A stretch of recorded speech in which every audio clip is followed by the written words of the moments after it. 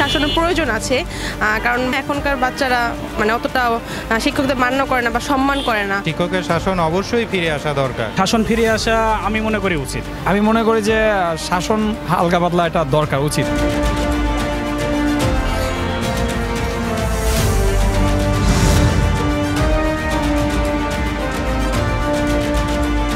একসময় শিক্ষক ছিলেন শ্রদ্ধা, শৃঙ্খলা ও নৈতিকতার প্রতীক। তাদের শাসন ছিল ভালোবাসা ও দায়িত্ববোধের প্রকাশ, যা গড়ত আদর্শ নাগরিক। কিন্তু সময়ের সঙ্গে সঙ্গে শিক্ষকের শাসনের ভূমিকাও কমে যাচ্ছে, ফলে শিক্ষাঙ্গনে শৃঙ্খলার অবক্ষয় দিন দিন বেড়েই চলেছে। শিক্ষকদের মতে এখন তারা আগের মতো শাসন করতে পারেন না। আইনগত জটিলতা, অতিরিক্ত স্বাধীনতা এবং অভিভাবকদের হস্তক্ষেপ তাদের নিরুৎসাহিত করেছে। এর ফলে শিক্ষার্থীদের মধ্যে শ্রদ্ধাবোধ, নৈতিকতা ও দায়িত্ববোধ কমে যাচ্ছে। তারা হয়ে উঠছে অবিনয়ী, দায়িত্বহীন এবং মাঝে মাঝে অপরাধপ্রবণ।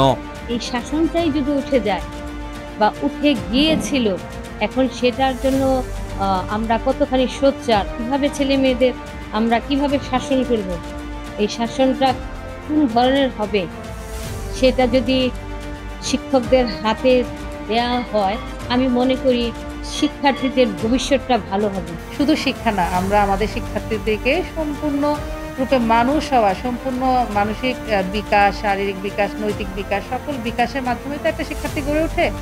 তো সেই জায়গায় দেখা যায় যে আসলে আদর বলেন কিংবা শাসন বলেন, সব জায়গায় মনে হয় কোথাও একটা ঘাটতি আছে।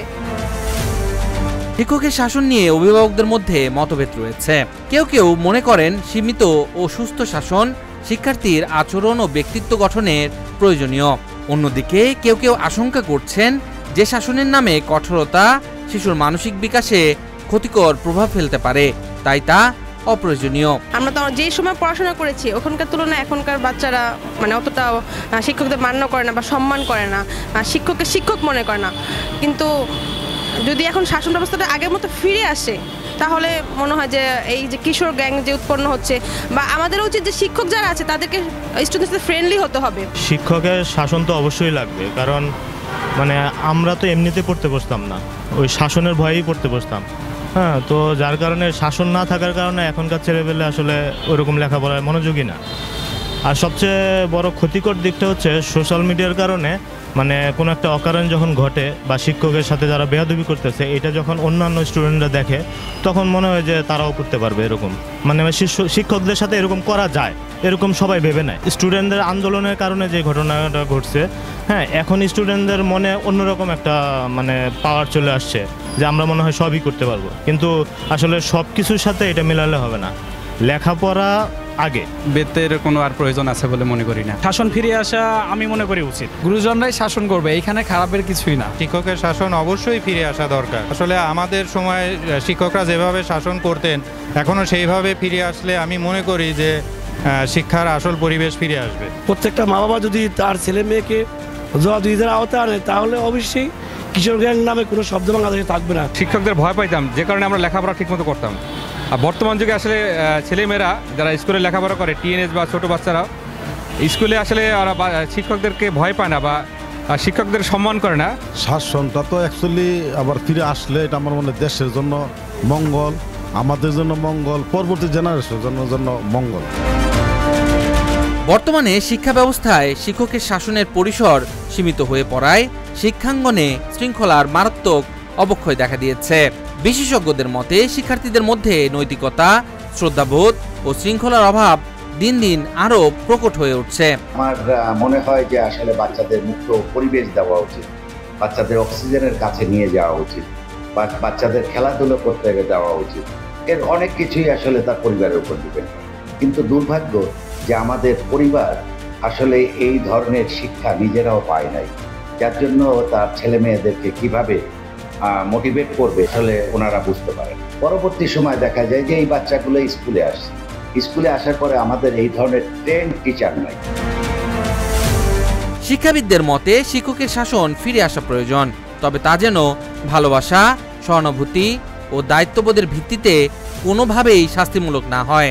শিক্ষকরা শাসন করতেন, কিন্তু কিছু কিছু সময়ে এটাও দেখা যেত যে শিক্ষকরা শাসন করতে গিয়ে অতিমাত্রা শাসন করত, যেটা হয়তো দৃষ্টিগোচর হওয়ার কারণে, সবার দৃষ্টিগোচর হওয়ার কারণে এই শাসন ব্যবস্থাটাকে উঠিয়ে দেওয়া হয়েছে। তাদেরকে শারীরিক এবং মানসিক কোনো রকম শাসন করা যাবে না। এই যে শাসন করা যাবে না, এই সুযোগটা ছাত্ররা গ্রহণ করেছে, যার ফলে আমরা যেটা দেখতে পাই যে যেহেতু শাসন করার কোনো সুযোগ নেই, শাসন করলে অভিযোগ করা যায়, অভিযোগ করলে শাস্তি হয়। সেই প্রেক্ষিতে আমি বিভিন্ন জায়গায় আপনারাও দেখেছেন যে শিক্ষককে পিটানো এবং কি শিক্ষকদেরকে পিটিয়ে মেরে ফেলার ঘটনা ঘটেছে। তা আমরা মনে প্রাণে বিশ্বাস করি যে শাসন যদি কিছু মাত্রায় শাসন শিক্ষাবৃত্তি করতেই হবে। শিক্ষকদের শাসনের ব্যাধ হাত থেকে চলে যাওয়ার কারণেই বর্তমানে যে শিক্ষা প্রতিষ্ঠানগুলির মধ্যে নৈতিকতার যথেষ্ট অবক্ষয় হয়েছে। ইসলামের দৃষ্টিতে শিক্ষক হলেন সম্মানের পাত্র, সমাজের পথ প্রদর্শক। তাকে শ্রদ্ধা করা, তার আদেশ মানা এবং তার কাছ থেকে জ্ঞান গ্রহণ করা ইবাদতের অংশ।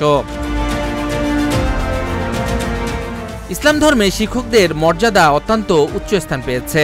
পবিত্র কোরআনের সূরা আল আলাকের 4 নম্বর আয়াতে আল্লাহ তাআলা ইরশাদ করেন, তিনি মানুষকে শিখিয়েছেন কলমের মাধ্যমে। এই আয়াত থেকে বোঝা যায় আল্লাহ তাআলা নিজেই শিক্ষা দিয়েছেন এবং শিক্ষাকে জ্ঞানের একটি পবিত্র উৎস হিসেবে প্রতিষ্ঠা করেছেন। সব জায়গাতেই কেমন যেন একটা বিশৃঙ্খলা, অরাজকতা, বিশেষ করে শিক্ষকদের প্রতি ছাত্রদের যে অগাধ সম্মান থাকা দরকার, এই ক্ষেত্রে অনেক ঘাটতি চলছে বলে আমি ব্যক্তিগতভাবে সেটা উপলব্ধি করি। লক্ষ লক্ষ ছেলেমেয়েরা পড়াশোনা করে তারা বের হয়ে আসছে, কিন্তু দেশ তাদের কাছ থেকে যেমন পাওয়া দরকার ছিল, জাতি তাদের কাছ থেকে যে আউটপুট পাওয়ার কথা ছিল, সেই ক্ষেত্রে আমরা মনে করছি অতটুকুনের মধ্যে আমরা যেতে পারছি না, পাচ্ছি না। অন্যদিকে সহিহ বুখারীতে এসেছে, রাসূল সাল্লাল্লাহু আলাইহি সাল্লাম বলেন, তোমাদের মধ্যে সর্বোত্তম হলো সেই ব্যক্তি যে কোরআন শিখে এবং অন্যকে শেখায়। এই হাদিস থেকে স্পষ্টভাবে বোঝা যায় শিক্ষকতা একটি মহৎ ইবাদত, যা কিয়ামত পর্যন্ত চলমান সওয়াবের কারণ হয়। রাসূলুল্লাহ সাল্লাল্লাহু আলাইহি ওয়াসাল্লাম স্পষ্টভাবে বলেছেন, ইন্নামা বুইসতু মুআল্লিমা, আমাকে কেবল শিক্ষক হিসাবেই পাঠানো হয়েছে। এবং পাশাপাশি তিনি এই কথাও বলেছেন, ইন্নামা বুইসতু লিউতাম্মিমা মাকারিমাল আখলাক, আমাকে উত্তম চরিত্রের পূর্ণতা দান করবার জন্য আমাকে একজন শিক্ষক হিসাবে পাঠানো হয়েছে। শাসনটা আমাদের বাচ্চাদের জন্য, জাতি করার জন্য নিয়ামত এবং নিয়ামক হিসাবে ভূমিকা পালন করেছিল। শাসন মানেই আমরা মনে করি যে পিটাপিটি করা, মারামারি করা, মেরে চামড়া উঠিয়ে ফেলা। শাসন মানে তো এটা। শাসন মানে কি? যে শাসনটা আমরা চাই, যে শাসনটা ছিল, যে শাসনটা এখন নাই, যে শাসনটা থাকা দরকার, ফিরে আসা দরকার, সেটি হচ্ছে একটি বাবা তার সন্তানকে মানুষ করবার জন্য, শিক্ষিত করবার জন্য, যখন সে ভুল করে তাকে শুধরাবার জন্য, কখনো নরমে কখনো গরমে যেটা করে। শিক্ষকরা মানুষ গড়ার কারিগর। একজন শিক্ষার্থী প্রকৃত মানুষ রূপে গড়ে ওঠার পেছনে বাবা মার যেমন অবদান থাকে, শিক্ষকেরও তেমন থাকে বৃহৎ ভূমিকা। তাই তো শিক্ষকের শাসন ফিরিয়ে দিতে হবে, তবে তা যেন হয় ভালোবাসা, সহানুভূতি ও ন্যায়বোধে মোড়া, যেখানে শাসন মানেই হবে একজন মানুষকে ভেঙে ফেলা নয়, বরং গড়ে তোলা। নির্মাণ করতে হবে হৃদয়ে হৃদয়ে সেতু বন্ধন, যেখানে শিক্ষক হবেন পথ প্রদর্শক আর শিক্ষার্থী হবেন তার বিশ্বাসের উত্তরসূরি।